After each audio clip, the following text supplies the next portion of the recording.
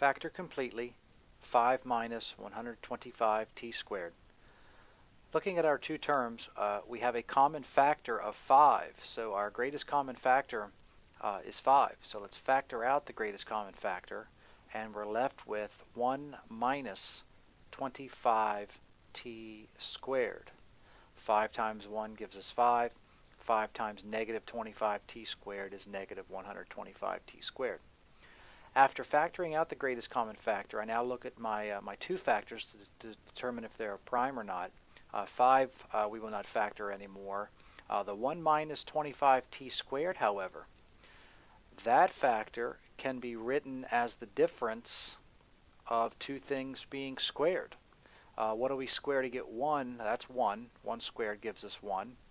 And what do we square to get 25t squared? That would be a 5t.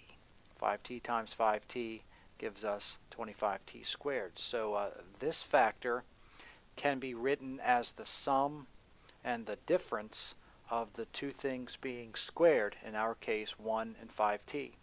So this factor becomes these two factors, and now I look at all three factors, and we cannot factor any further. So our final answer is 5 times the quantity 1 plus 5t times the quantity 1 minus 5t.